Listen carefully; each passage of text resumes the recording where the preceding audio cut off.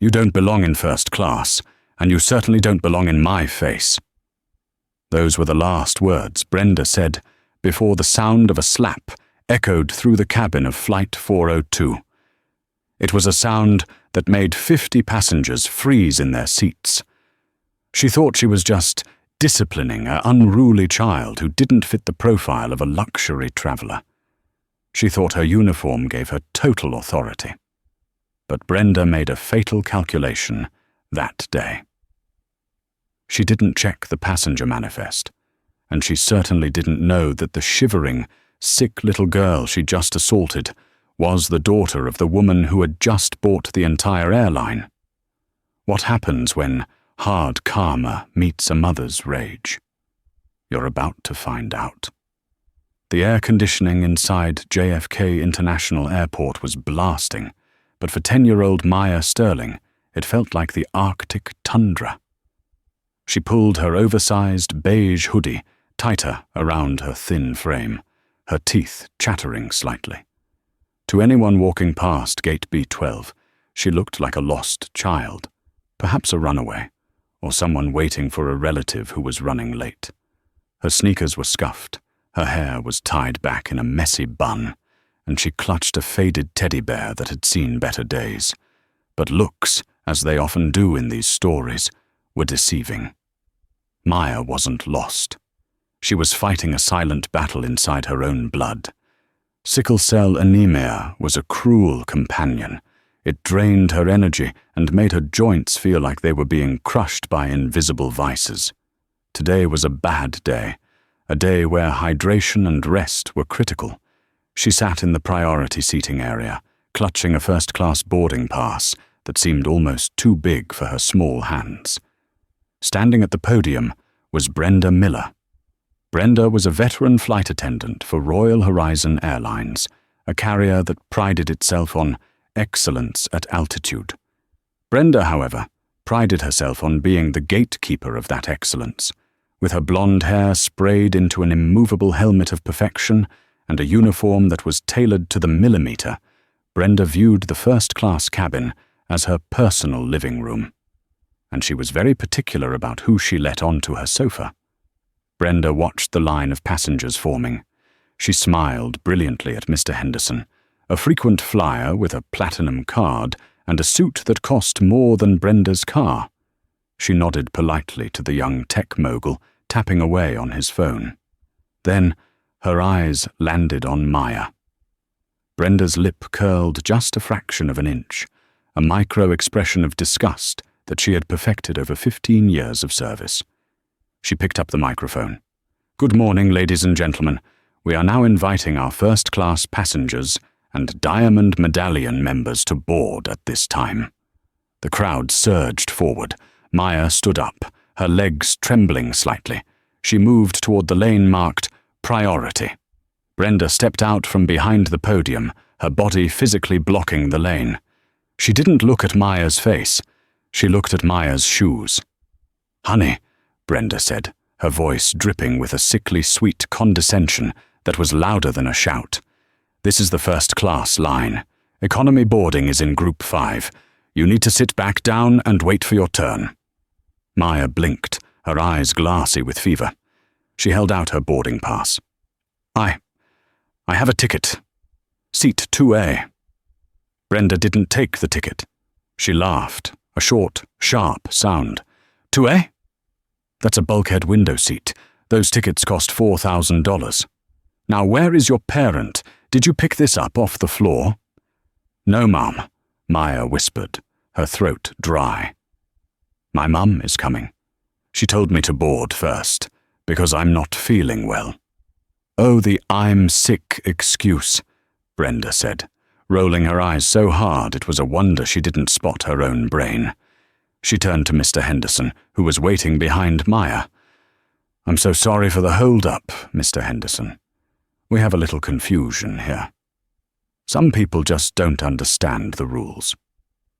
Mr. Henderson, a man in his 60s with kind eyes, looked down at Maya. He saw the sweat on her forehead and the way she was leaning against the wall for support. She looks like she has a valid pass, Brenda, Mr. Henderson said gently. "Why don't you just scan it?" Brenda's smile froze. She hated being corrected, especially in front of her real passengers. She snatched the boarding pass from Maya's hand with aggressive speed. She shoved it under the scanner, praying for the angry red beep of a rejection. Beep, green light. The screen flashed. Sterling Maya, seat 2A, VIP status. Brenda stared at the screen. It had to be a glitch, or maybe a system error. There was no way this child, who looked like she shopped at a thrift store, was a VIP. But the line was growing, and Brenda knew her supervisor was watching from the jet bridge. She thrust the ticket back at Maya, the paper nearly giving the girl a paper cut. "Fine," Brenda hissed, leaning down so only Maya could hear. "But don't think you can act like a hoodlum just because you got a lucky upgrade. I'll be watching you." Maya didn't respond. She just wanted to sit down. She wanted water.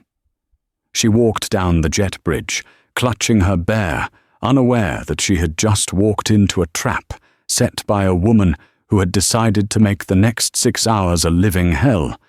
The cabin of the Boeing 777 was a sanctuary of soft leather, warm lighting, and the scent of expensive champagne. Maya found Sit 2A. It was massive, a pod that turned into a bed. She climbed in, feeling small and out of place. She struggled with her seatbelt. Her fingers were stiff. Brenda was working the aisle, offering pre-departure drinks. She moved with the grace of a dancer for the men in suits, laughing at their jokes, touching their arms lightly. "Champagne, Mr. Henderson? Or perhaps a mimic of your usual scotch?" "Scotch is fine, Brenda. Thank you," he replied, settling into 2B, right across the aisle from Maya. Brenda moved to the next row, bypassing Maya completely. Maya waited. Her mouth felt like it was full of cotton. The medication she took earlier was a diuretic. She was dangerously dehydrated, which was the trigger for a pain crisis. "Excuse me," Maya said, her voice weak. Brenda walked past, her eyes fixed on the overhead bin. "Excuse me, miss." Maya tried a little louder. Brenda stopped and turned slowly, her face a mask of annoyance. "Yes? What is it?" "We are trying to board, and you are being disruptive." "I need water, please," Maya said. "Just a bottle of water." "We don't serve beverages until we are airborne to economy passengers," Brenda lied smoothly. "But I'm in first class," Maya said, confusion clouding her feverish mind. "The water bottles are for paying customers," Brenda snapped.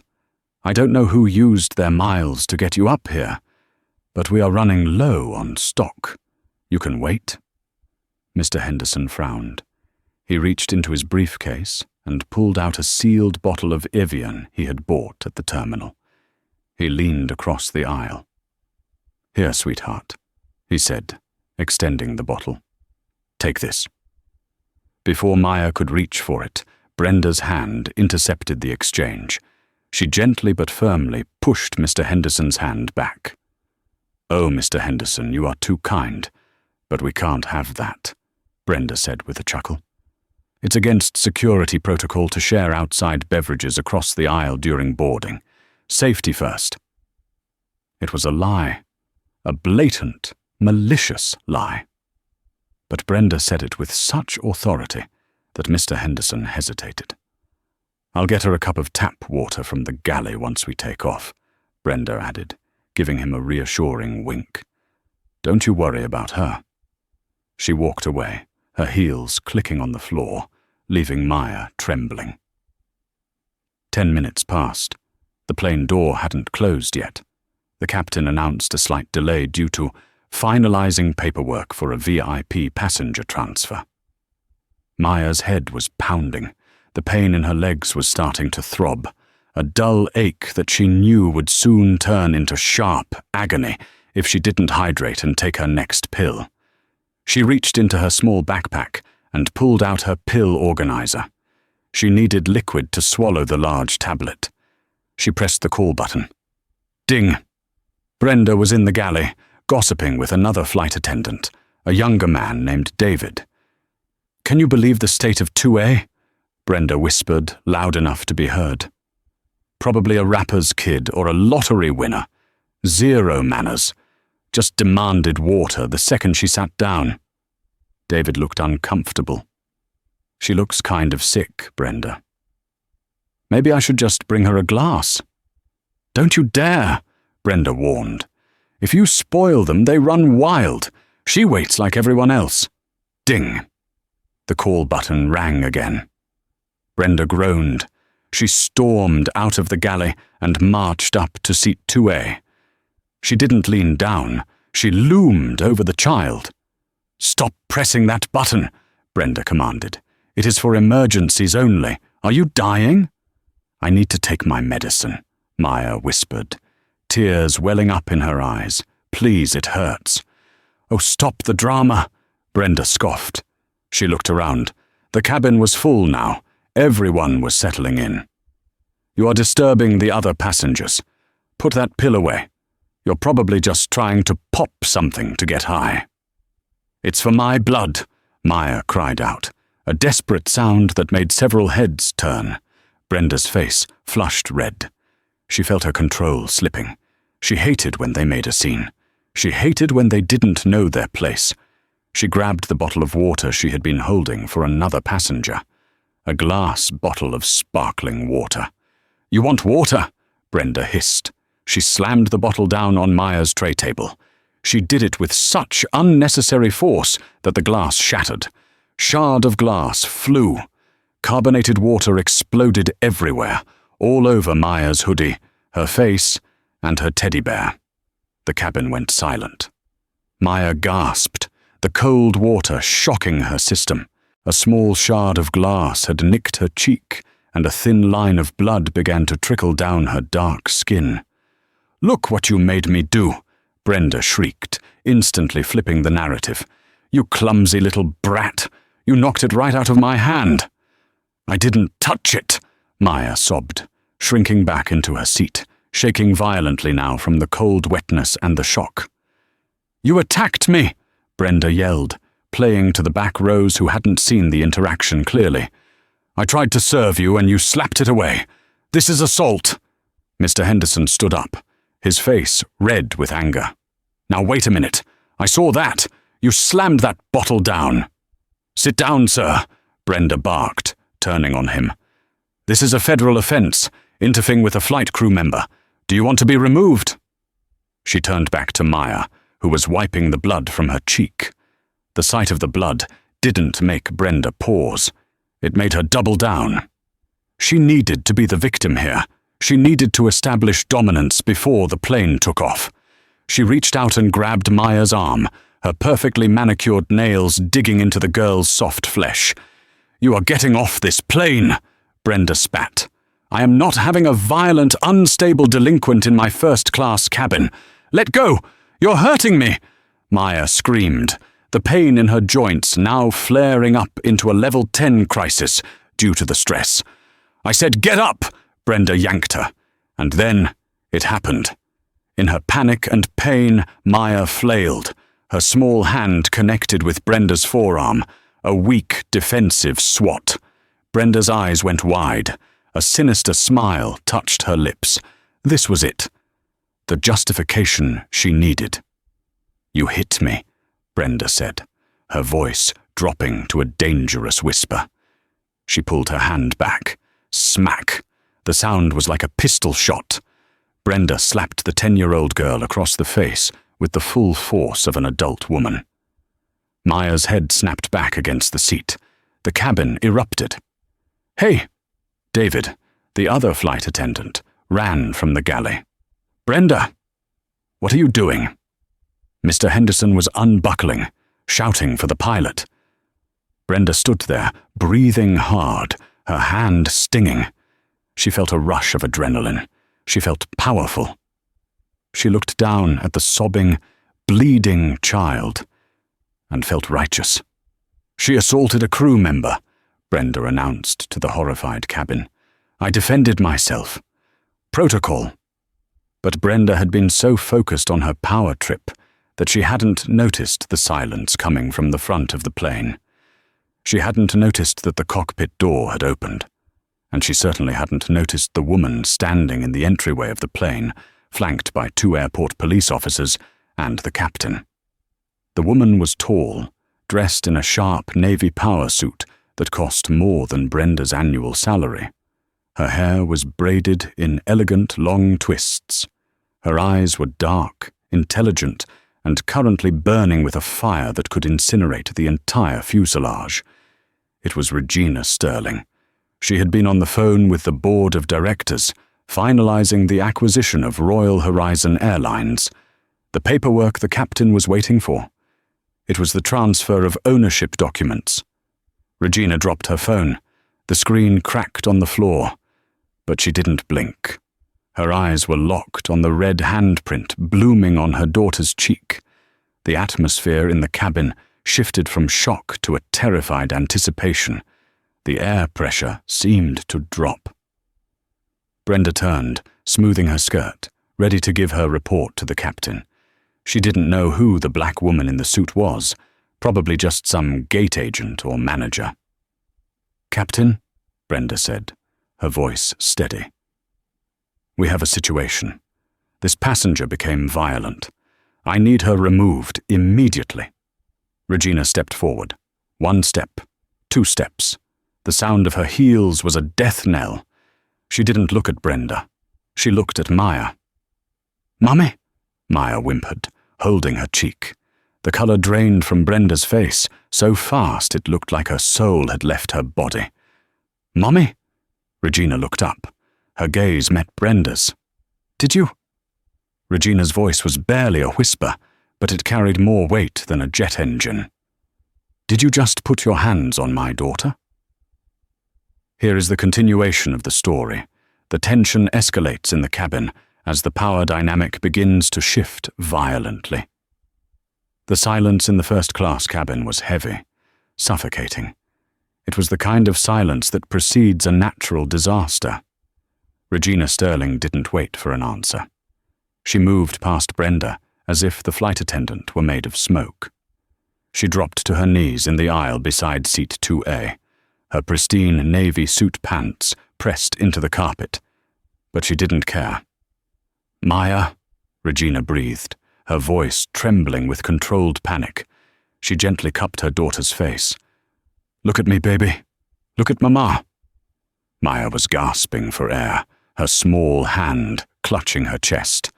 The stress of the assault had triggered a vaso-occlusive crisis. Her blood cells were clumping, blocking flow to her lungs. "It hurts, Mommy," Maya wheezed, tears streaming down her face, mixing with the blood from the glass cut. She hit me. I just wanted water." Regina saw the blood. She saw the red, welting handprint spanning her daughter's cheek. She saw the shattered glass and the soaking wet hoodie. A sound escaped Regina's throat, a low, feral growl that vibrated through the cabin. She stood up slowly. She turned to face Brenda. Brenda, realizing she was losing control of the narrative, decided to go on the offensive. She crossed her arms, raising her chin. "You must be the mother," Brenda said, her voice shrill. "Well, I hope you're proud.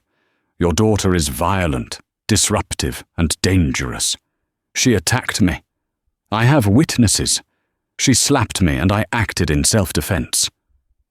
"Self-defense?" Regina repeated. The words tasted like ash. "She's 10 years old. She has sickle cell disease. She weighs 60 pounds. "She's a brat," Brenda spat out. "And she clearly learned it from you. Barging onto a plane, disrupting a flight crew." Brenda looked toward the cockpit door where the captain and the 2 police officers were standing. "Captain James, I want them both off. Now. This is a security threat. I will not work this flight if these people are on board." Captain James, a man with graying hair and 30 years of flying experience, looked pale. He stepped forward, wiping sweat from his brow.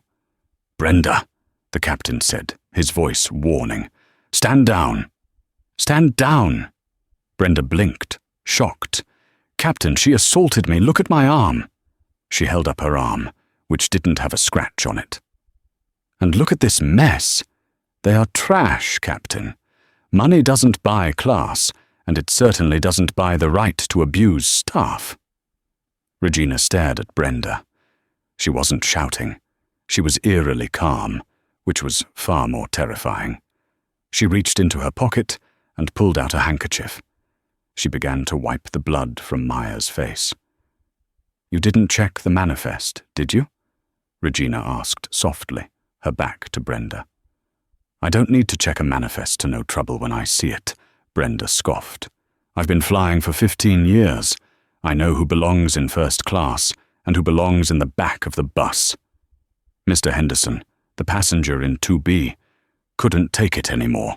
She denied the child water," he shouted, pointing a shaking finger at Brenda. "The girl begged for water for her medicine. This woman slammed a glass bottle on the tray and then slapped the child when she got scared. It was unprovoked assault." "He's lying!" Brenda shrieked, her composure cracking. "He's probably senile, or maybe he's just trying to be a white knight for the poor little victim." Brenda stepped closer to Regina, invading her personal space. "Listen to me, lady. I am the lead attendant on this flight. My word is law in this cabin. Now grab your kid and get off my plane before I have these officers drag you off in handcuffs." Regina stopped wiping Maya's face.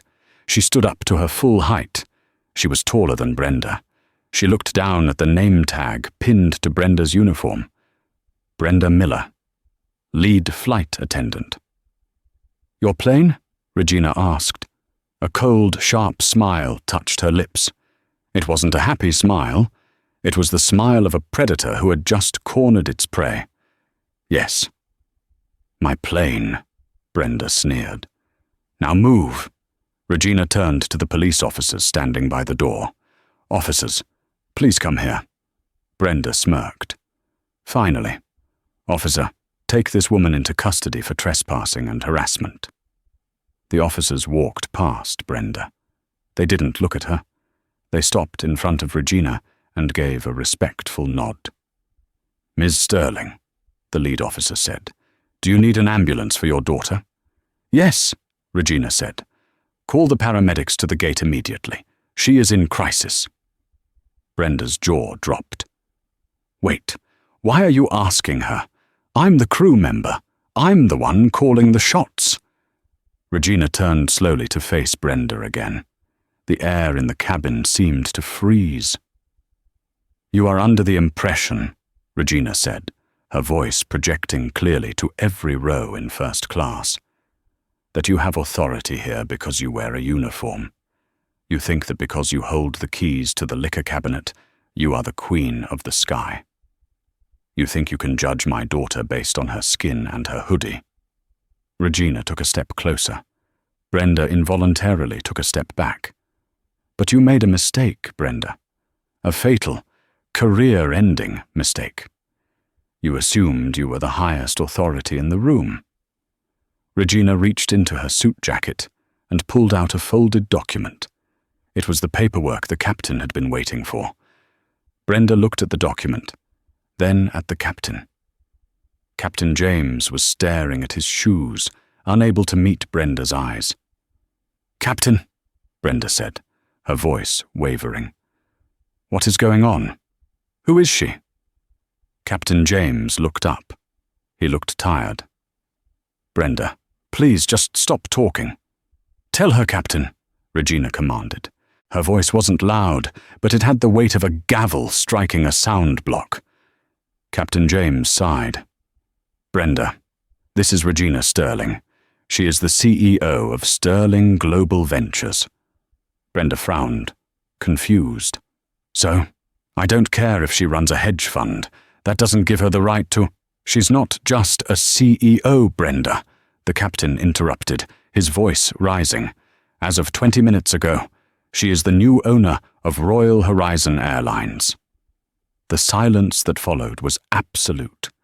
You could hear the hum of the auxiliary power unit. You could hear the soft whimpering of Maya in her seat. Brenda froze. Her brain tried to process the information, but it kept short-circuiting. Owner? No, Brenda stammered, a nervous laugh escaping her lips. That's impossible. The merger wasn't supposed to happen for months. It's a rumor. It was finalized this morning, Regina said, stepping forward. I bought the controlling stake at 9 a.m. I came to the airport to personally inspect my new investment. I wanted to see how my staff treats their most vulnerable passengers. Regina gestured to the bleeding child in seat 2A. And what I found, Regina continued, her voice turning to ice, was a lawsuit waiting to happen. I found a bigot in a polyester uniform assaulting a disabled child. Brenda's face turned a pasty shade of grey. Her knees actually knocked together. The realization hit her like a physical blow. She hadn't just slapped a passenger. She had slapped the daughter of the woman who signed her paychecks. Ms. Sterling. Brenda's voice was a squeak. The arrogance was gone, replaced by a desperate, clawing fear. I didn't know. I swear I didn't know it was your daughter. If I had known, if you had known, you would have treated her with kindness, Regina cut her off. That is exactly the problem, Brenda. You shouldn't need to know who someone's mother is to treat them like a human being. You shouldn't need a VIP tag to give a sick child a glass of water. I was stressed, Brenda pleaded, tears now forming in her eyes, tears of self-preservation. It's been a long shift. I thought she didn't look like she belonged.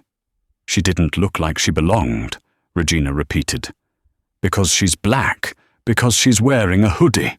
No, I'm not racist, Brenda cried, looking around at the passengers for support. But there was no support. Mr. Henderson was glaring at her. The tech mogul was filming the entire thing on his phone. David, the other flight attendant, had distanced himself, standing near the cockpit. I have zero tolerance for prejudice in my company, Regina said, and I have zero tolerance for violence. Regina turned to the police officers. Officer, I would like to press charges against this woman for assault on a minor and battery. Brenda gasped. Charges? No, please. Ms. Sterling, I've given 15 years to this airline. You can't arrest me. I have a pension. I have a mortgage. You had a job, Regina corrected. Captain James.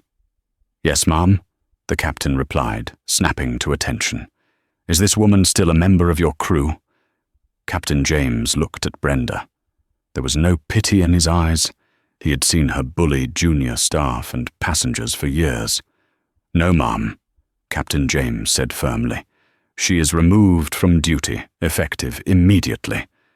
Regina looked back at Brenda. You are fired, Brenda. For cause, which means no severance, no pension. And since you are no longer crew and you do not have a ticket, Regina pointed to the open cabin door. Get off my plane. Brenda stood there, shaking. She looked at David. David, help me. David looked at the floor. You slapped a kid, Brenda. You're on your own. This isn't fair, Brenda screamed, her true colors exploding again. You set me up. You trapped me. This is entrapment. This is karma, Regina said, calmly. The police officers stepped forward. They took Brenda by the arms. Don't touch me, Brenda shrieked, flailing as they clamped handcuffs onto her wrists. The click of the metal echoed through the cabin. Brenda Miller, you are under arrest for assault on a minor, the officer recited. As they dragged her down the aisle, Brenda passed Mr. Henderson. He didn't look away. He raised his glass of scotch in a mocking toast. Have a nice flight, Brenda, he muttered. Brenda was hauled off the jet bridge, screaming obscenities, her excellence at altitude facade completely shattered. Regina didn't watch her go. She immediately turned back to Maya. The paramedics were rushing down the aisle now with a stretcher. "It's okay, baby," Regina whispered, kissing Maya's forehead. "The bad woman is gone. Mama is here. We're going to get you help." But the drama wasn't over. While the immediate threat was removed, the fallout was just beginning.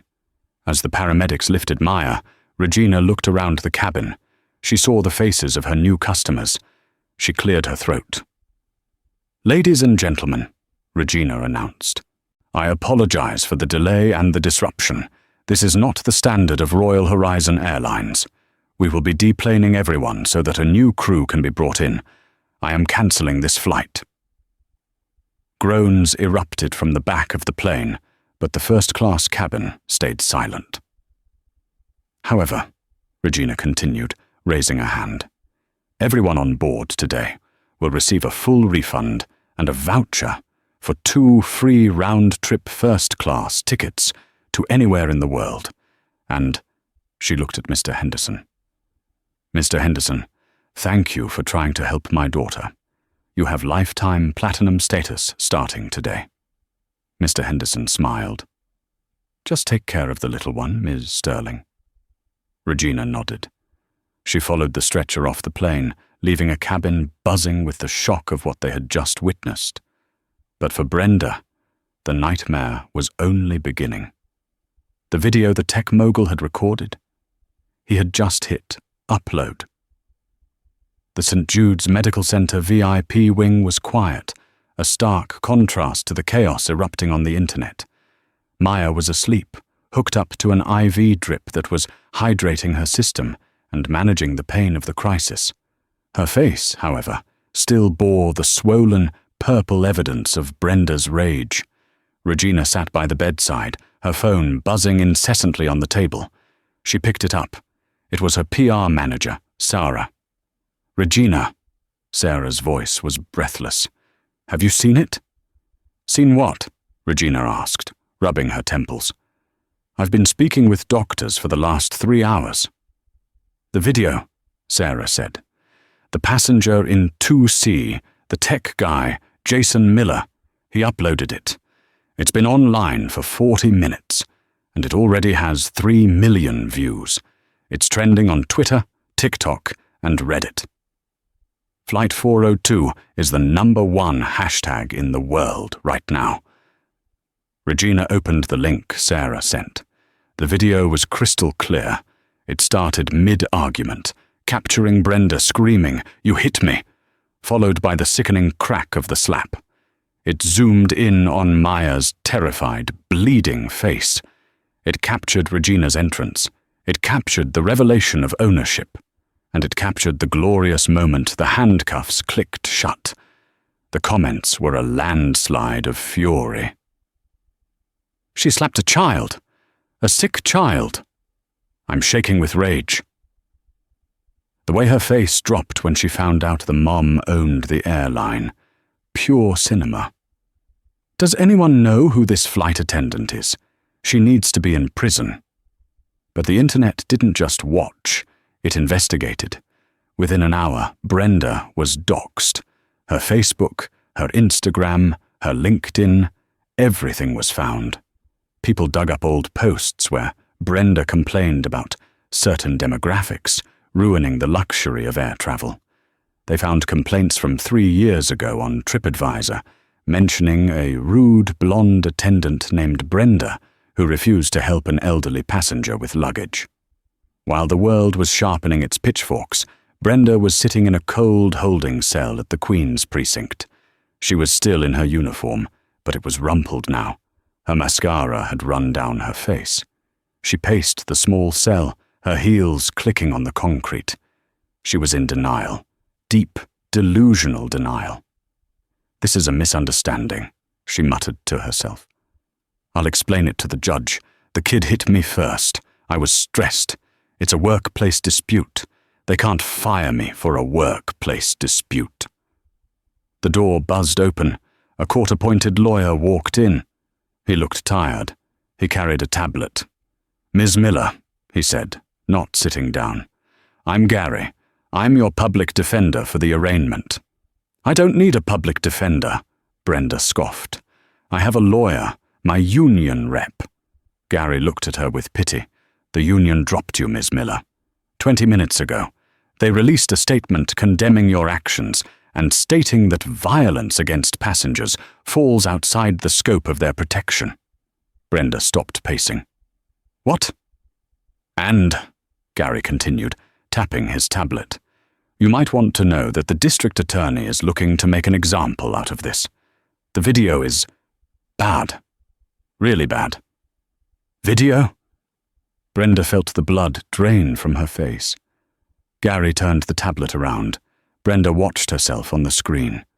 She watched the cruelty in her own eyes. She watched the moment she destroyed her own life. I look terrible there," Brenda whispered. "But that's out of context. She provoked me." "The judge isn't going to care about context when a 10-year-old girl is bleeding," Gary said bluntly. "Bail is set at $50,000. Can you make it?" Brenda was released 6 hours later. She walked out of the precinct, expecting to just get an Uber and go home to hide. She was wrong. A wall of flashbulbs blinded her.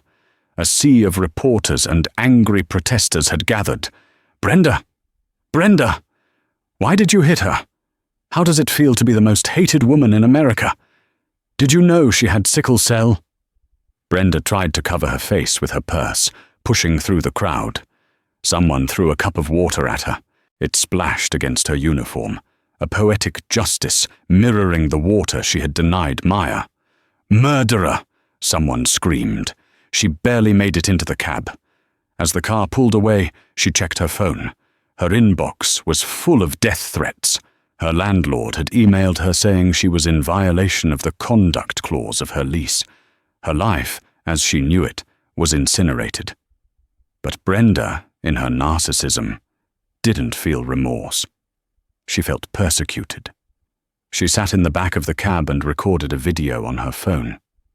"Hi, everyone," she said to the camera, forcing a tear. "I know the video looks bad, but you don't know the stress flight attendants are under. I was scared. That child was aggressive. I am the victim here of a powerful CEO bullying a working-class woman." She uploaded it to Facebook. It was the final nail in her coffin. The internet didn't see a victim. They saw a woman who refused to take accountability. The backlash intensified from a storm into a hurricane. 3 months later, the New York Supreme Court was packed. It was the trial of the year, the people of New York versus Brenda Miller. Maya had physically recovered, though she still flinched when people raised their voices. She sat in the front row next to her mother. Regina looked impeccable in a white suit, the color of truth. She held Maya's hand tightly. Brenda sat at the defense table. She had dyed her hair brown and wore glasses, trying to look meek and harmless. She had managed to hire a private attorney, Mr. LaGrange, a man known for defending the indefensible, using the money she raised from a GoFundMe page set up by a small group of anti-woke supporters who believed she was a martyr. The charges were severe: second-degree assault, endangering the welfare of a child, and false imprisonment. The prosecutor, Marcus Thorne, was a shark in a pinstripe suit. He didn't need theatrics. He had the facts. "Ladies and gentlemen of the jury," Thorne began his opening statement, "this case is not about a stressed employee. It is about power. It is about a woman who believed her uniform gave her the right to hurt a vulnerable child because she didn't like the way that child looked." The trial moved quickly. Mr. Henderson took the stand. He described the water incident with vivid clarity. "She enjoyed it," Henderson told the jury, pointing at Brenda. "When she denied the water, she smiled. It was a power trip, pure and simple." Then came the medical expert, Dr. Aris. "The stress of the assault triggered a severe vaso-occlusive crisis," the doctor explained, showing diagrams of Maya's blood work. "Dehydration and high stress are the two biggest triggers for sickle cell pain. By denying water and then physically assaulting her, the defendant essentially tortured this child. Had Ms. Sterling not arrived to get immediate medical help, Maya could have suffered a stroke. The jury looked at Brenda with disgust. Brenda looked down, scribbling on a notepad. Then it was time for the defense. Mr. LaGrange stood up. "We call the defendant, Brenda Miller, to the stand." A murmur went through the courtroom. It was a risky move. Brenda walked to the stand. She had rehearsed this. She needed to cry. She needed to be the victim. "Brenda," LaGrange asked softly, "tell us about that day. Were you afraid?" "Terrified," Brenda lied, her voice trembling. "The girl, she was erratic. She was flailing. I thought she had a weapon. I reacted on instinct. I'm not a monster. I've been a flight attendant for 15 years. I have a perfect record." "And how has this affected you?" Brenda let the tears fall. "I've lost everything. My job, my home, my reputation. I can't walk down the street without being spat on. I'm a good person who made one split-second mistake." It was a convincing performance. Some of the jurors looked sympathetic. Maybe it was just a mistake? Then Marcus Thorne stood up for cross-examination. He didn't yell. He walked over to the exhibit table and picked up a piece of paper. "Ms. Miller," Thorne said, "you claim you have a perfect record." "Yes," Brenda said confidently. "And you claim you thought the child had a weapon?" "Yes." She was reaching for something. Thorne smiled. It was a terrifying smile. "I have here your employment file from Royal Horizon Airlines. It was subpoenaed last week." Thorne handed the file to the judge and a copy to Brenda. "Please turn to page 42, Thorne said. Brenda turned the page. Her hands started to shake. "Read the complaint dated November 2023, please." Brenda stayed silent. "Read it," the judge ordered. Brenda's voice cracked. "Passenger complaint, 12C, accused Attendant Miller of referring to his mixed-race children as mongrels and refusing to serve them meals." Gasps filled the room. "And page 50? Thorne pressed. "The incident in 2024, where you were suspended for 2 days for slapping the hand of an elderly passenger who tried to get your attention." That was exaggerated," Brenda stammered. "So you have a history of physical aggression and racially charged language," Thorne said. "This wasn't a mistake, Ms. Miller. This is who you are." "No," Brenda shouted, her meek persona cracking. "Those people were rude. They didn't respect me. Just like that brat." She pointed at Maya. "That brat came onto my plane, acting like she owned the place, demanding water like a princess. She needed to learn respect." The courtroom went dead silent. Brenda froze, realizing what she had just screamed into the microphone. She had just confessed her motive. It wasn't fear. It was a desire to teach a lesson. Thorne looked at the jury. No further questions. Regina looked at Brenda. She didn't feel anger anymore. She felt pity. A woman so consumed by her own prejudice that she burned her life down to the ground. The jury deliberated for less than 2 hours. The foreman stood up.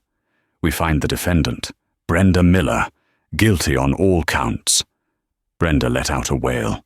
She collapsed onto the table, sobbing loudly.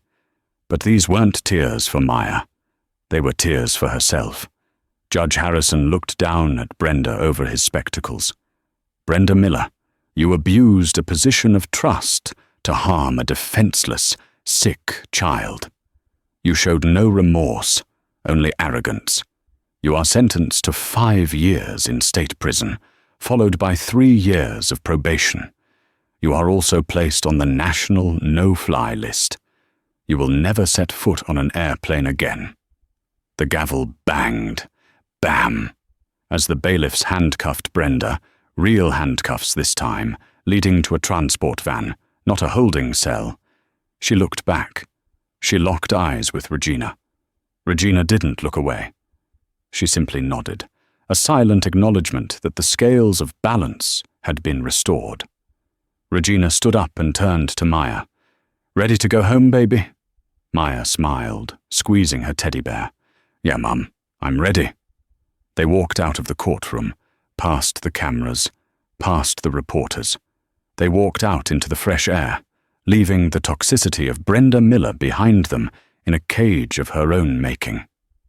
Time is the ultimate judge, and it is the only thing that cannot be bought, bribed, or bullied. For Regina Sterling, time was a tool to rebuild. For Brenda Miller, time was a heavy, suffocating blanket that smelled of iron bars and regret. 12 months had passed since the incident on Flight 402. The world had moved on to new viral videos and new scandals, but inside JFK International Airport, the landscape had changed forever. The signage for Royal Horizon Airlines, once a symbol of exclusionary luxury and snobbery, was gone. It had been stripped from the walls, the counters, and the jet bridges. In its place hung sleek, modern banners in deep navy blue and gold. The font was bold, elegant, and welcoming. Sterling Air. Regina hadn't just bought the airline. She had performed an exorcism on it. In the weeks following the trial, she had called a massive town hall meeting for the entire company. She stood on a stage, not as a distant CEO, but as a mother who had seen the ugly underbelly of their corporate culture. She fired the entire executive board that had encouraged the profits over people mentality. She fired the HR director who had ignored the previous complaints about Brenda. She instituted a mandatory, rigorous training program centered on empathy, medical awareness, and de-escalation. The motto of the airline was no longer excellence at altitude. It was now humanity first. On this particular Tuesday morning, Gate B12, the very spot where Maya had once shivered in a hoodie while being mocked, was transformed into a stage for celebration. A podium was set up, draped in flowers. A red ribbon stretched across the entrance to the jet bridge. Cameras from CNN, Fox, and the BBC were set up in a phalanx, their lenses trained on the woman of the hour. Regina Sterling stepped up to the microphone. She looked impeccable, radiating a power that was soft yet unbreakable. But the cameras quickly pivoted to the young girl standing next to her. Maya was 11 now. She looked taller, her posture stronger. The sickly pallor of that terrible day was gone, replaced by a glowing, healthy complexion.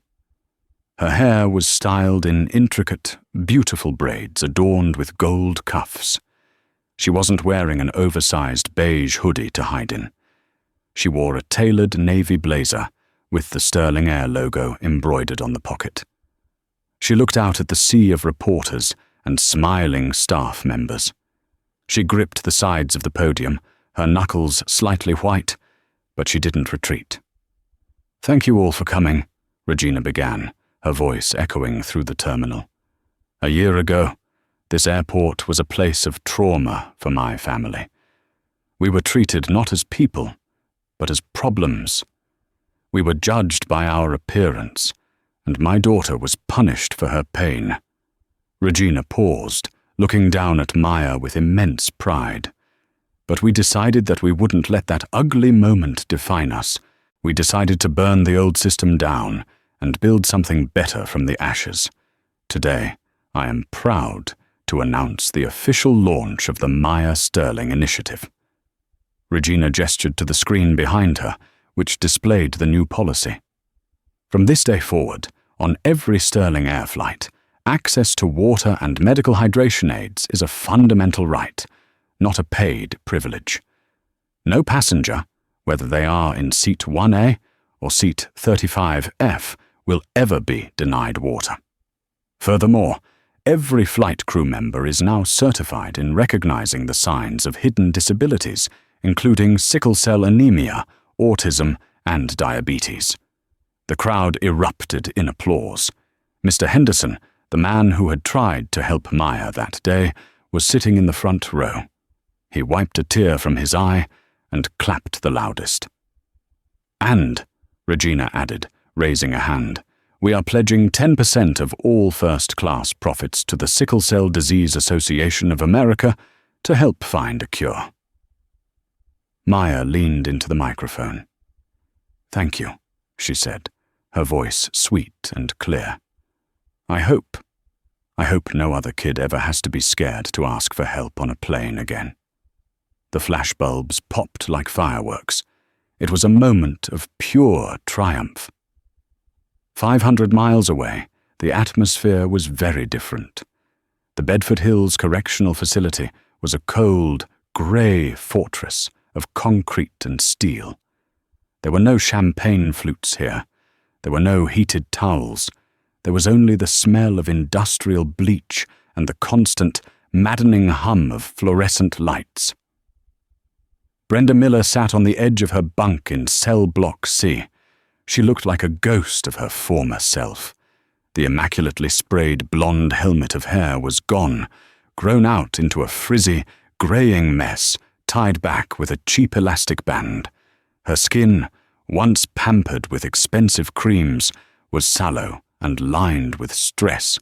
She wore a shapeless orange jumpsuit that was 2 sizes too big. It was recreation hour, but Brenda didn't go to the yard. She didn't have friends there. The hierarchy of prison was brutal, and child abuser was at the very bottom of the totem pole. In the corner of the common room, a small television was bolted to the wall. It was tuned to the news. Brenda watched. She couldn't look away. She saw the gleaming terminal. She saw Regina, looking like a queen. And she saw Maya. "Hey, Miller!" a voice barked. It was Carla, a tough inmate serving time for armed robbery. Carla was sweeping the floor nearby. "Ain't that the girl? The one you smacked?" Brenda flinched. She didn't answer. She just stared at the screen, watching Maya cut the red ribbon. "Yeah, that's her," Carla laughed, a harsh, grating sound. "Look at her. She's got a whole airline named after her. She's living the high life. And look at you." Carla kicked Brenda's foot. "You used to serve caviar, right? You used to think you were better than everyone." "I was doing my job," Brenda whispered, the lie tasting like ash in her mouth. She still told herself that, sometimes. But deep down, in the dark of the night when the prison was quiet, she knew the truth. She knew she had enjoyed the cruelty.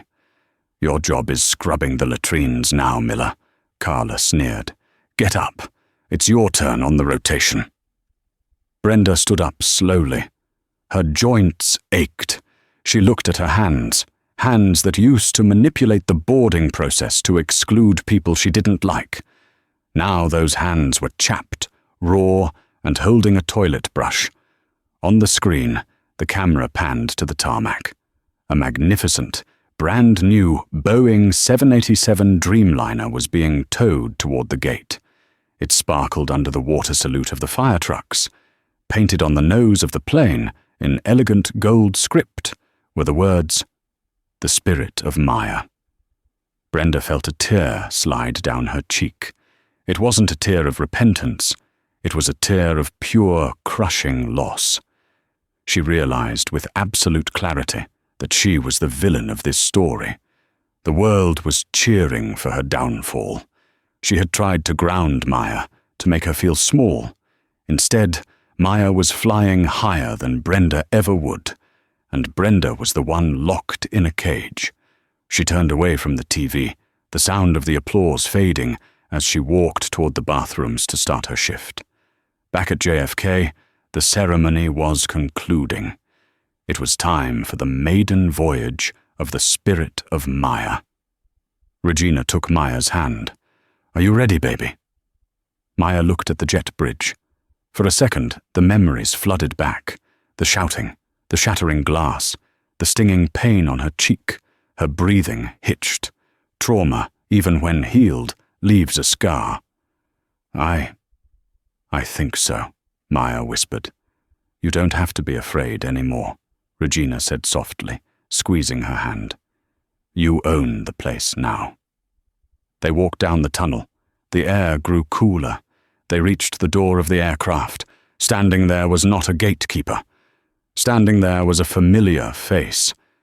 It was David, the young flight attendant who had tried to bring Maya water, who had testified against Brenda in court, was no longer just a junior attendant. He wore a pin on his lapel that said, Head of In-Flight Services. He saw Maya and broke into a genuine, beaming smile. Welcome home, Miss Maya, David said gently.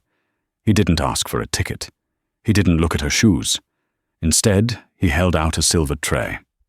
On it was a crystal glass of water with a slice of lemon and a small, plush teddy bear wearing a pilot's hat. For the VIP, David said with a wink. Maya's eyes lit up. She took the bear and the water. The fear evaporated, replaced by a sense of belonging. Thank you, David, she smiled. She stepped onto the plane. The cabin was beautiful, smelling of fresh leather and orchids. Maya walked past row 2, the scene of the crime. She didn't stop. She kept walking.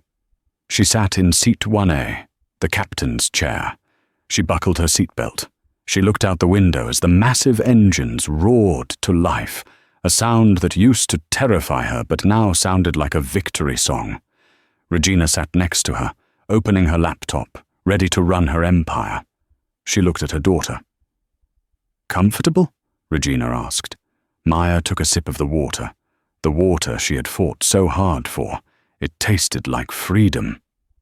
Yes, Mommy, Maya said, watching the ground fall away as the plane lifted off. I'm flying. They soared into the clouds, leaving the hatred, the bigotry, and Brenda Miller far, far below them.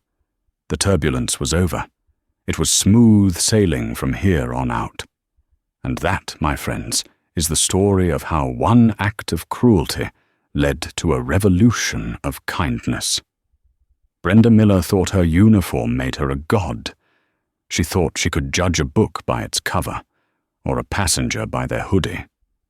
She forgot the most important rule of life. You never know who you are talking to, so treat everyone with respect. She tried to crush a sick child to make herself feel powerful. Instead, she lost her career, her freedom, and her name, ending up cleaning prison floors while the girl she bullied became the face of the airline. It is the definition of hard karma. But this story is also about the power of a mother's love. Regina Sterling didn't just save her daughter. She changed the system so that no one else's daughter would have to suffer the same way. Now, I want to hear from you. Do you think Brenda's sentence of 5 years was fair, or should she have gotten more time for what she did? And have you ever seen an employee act like they owned the place, only to get a reality check? Tell me your stories in the comments below. If you enjoyed this story of justice served, please smash that like button. It really helps the channel grow and lets me know you want more stories like this. Don't forget to share this video with your friends and family. And if you haven't already, hit subscribe and ring that notification bell so you never miss a new upload. Thanks for watching. Stay safe and remember, always be kind, because karma is always watching. See you in the next video.